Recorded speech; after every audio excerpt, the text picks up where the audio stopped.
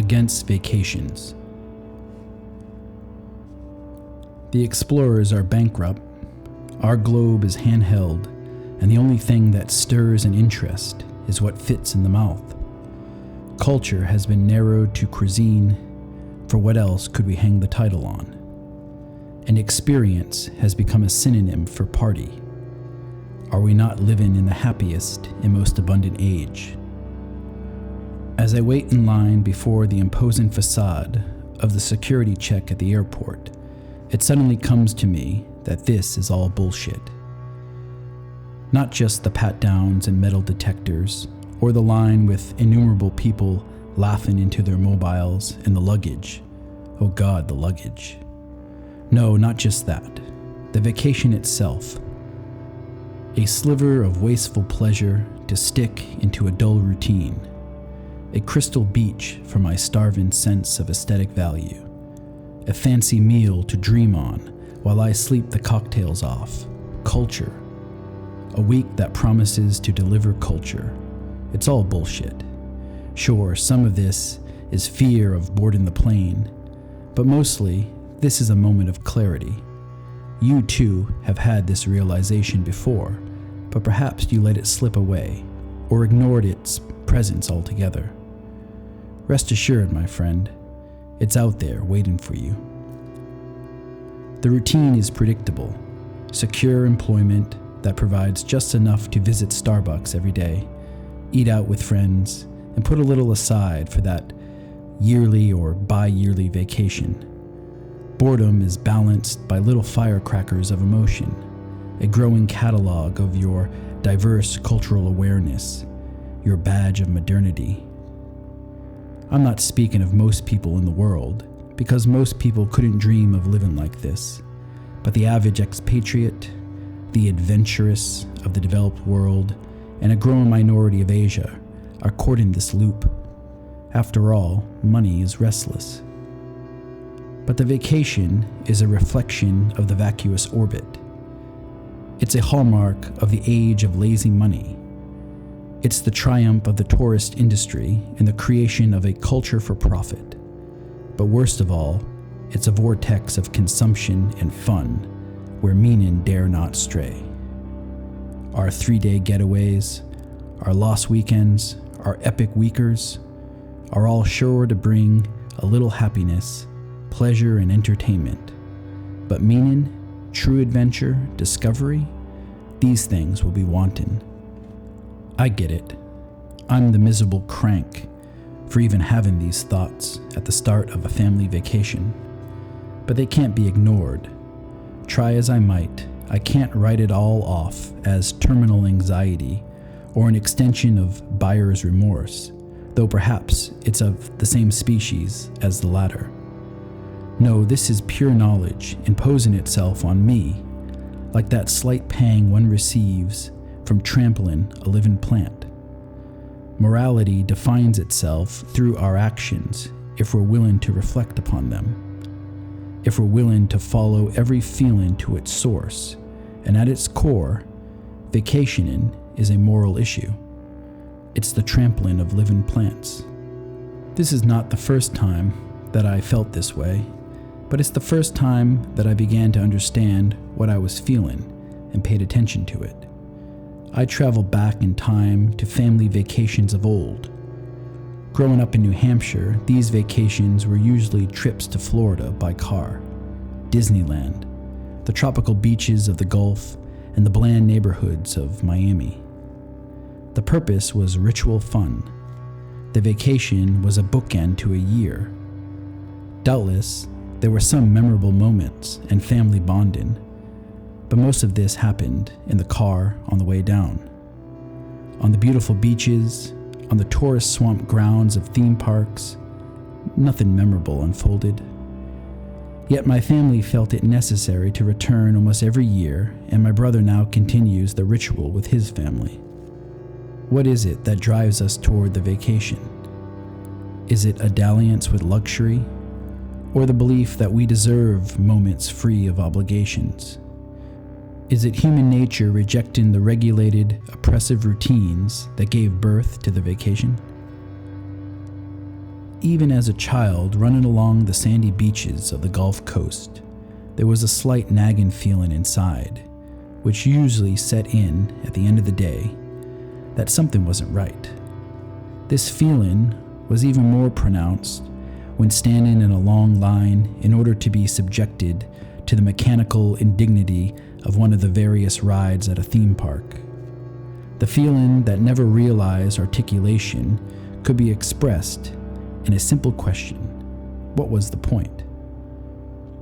There was so much time and money going into this, but hardly anything coming back out. Was my fun really worth so much diversion, especially when the goal always fell short? As an adult, these questions become more pointed, especially while straddling that period between university and family, the wild years. This is where many of the expatriates in Asia roam. The desire to explore, to experience the world is understandable, but the vacation doesn't achieve this end. And after the pleasure cruise, there is rarely anything of value inspired by it. Herman Melville traveled the globe. He explored the world abroad, and that allowed him to explore the world within to a far greater depth than most people have since. Even his early travel adventure novels that lacked the philosophical depth he is rightly revered for in present times were at least an attempt to make something of lasting interest, something of value from his experience. He didn't simply eat of the fruits and taste of the pleasures the world has to offer, as so many today go about their business. He wasn't only about the senses. He extended his pleasures for everyone to enjoy, which is the only way to actually enjoy them. But we don't have to write novels to give meaning to our experiences. We simply have to try to have experiences, real ones, and think about them. Melville may be an exceptional example, a light in the forest of humanity, but we're all capable of being that light. As I board the plane, I catalog the vacations of my past. Two stand out as important and memorable, but perhaps both reject the appellation. The first was a summer tour I took across the United States as a guitarist in a hardcore band. I was only 15 years old, and my father drove one of the vans we traveled in, a decidedly un-hardcore move. The tour marked the pinnacle of my music career and its end. There were a number of unimpressive shows, performing for a few tough guys and lengthy vegans with dyed hair and stretcher earrings in musty bars and run-down VFW halls, and a few big theater gigs playing before crowds larger than I could ever imagine playing for. But in hindsight, the shows didn't matter much. The conversations in the van as we drove through the cornfields of the Midwest, rest stop antics, the poverty of St. Louis and Toledo, sleeping on strangers' floors and having their mothers cook breakfast for us in the morning, eating canned beans in a fast food parking lot because money was running low. These were the moments and images that opened my eyes to the world. These were the moments that made America come alive and revealed both the depth and shallowness of the human ego. One night, after a long haul from Milwaukee to Wyoming, we pulled off the highway and down a dirt path into a small cactus-strewn clearing marked with remnants of past travelers' fires and the crushed cans that held their dinners. It was desert cold outside the warmth of the fire we made. After eating, a bottle of whiskey was passed around the campfire and stories were told, mostly by my father. Above in Wyoming's Big Sky country, there was a meteor shower passing through, and a few of the guys took their sleeping bags up on the roof of the rental van. I had seen meteors before, but never in such number, and never had they felt so close. That night certainly doesn't seem very special, at least based on its content, but it has always stayed with me. I can feel its importance, even if I can't articulate it. In the collection of memories of my father that I'll carry with me into old age, and that collection that will help give meaning to his individual and pass it on, it will be there. Moments like these are life after death. My father with a bottle of whiskey standing beneath a shower of burning stones, relating stories of his youth. The second memorable vacation was a trip to Paris to reunite with a girl I had met 6 months before in England. She was Korean and would change the course of my life. Weeks before my departure, my coworkers at the local pizzeria swore that I was crazy. At the time, I couldn't see it, but now their perspective makes some sense. This happened in the days before the lifeless courtship of internet dating really took flight, before Facebook. The world was a little larger then, harder to imagine, and there I was, a native of a small New Hampshire town, telling my coworkers, most of who had never traveled outside of New England, that I was going to the old England to meet a girl I went on a few dates with during a 2-week period, and who came from a country most of them couldn't place on a map. I did sound a bit crazy. Going to Paris for love is cliché. I won't go into any details of the cafes of the Saint-Germain-des-Prés or walks along the River Seine. Paris was bitterly cold and lacking much of the romance cinema lends it. But what it lent me was life-changing.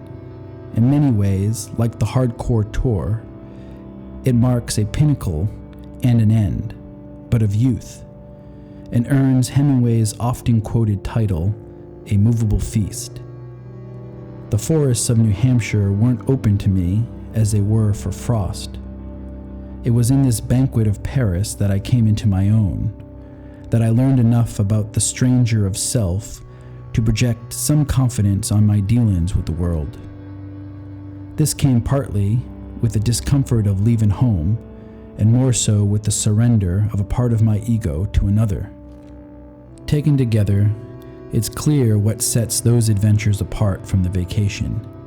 Motivation, our purpose for action, shapes the experiences we have. In both cases, I was animated by curiosity, a hunger for empirical knowledge. In the case of Paris, something deeper. In neither case was I searching for undeserved rest, for a stint of indulgence, or culture defined in food.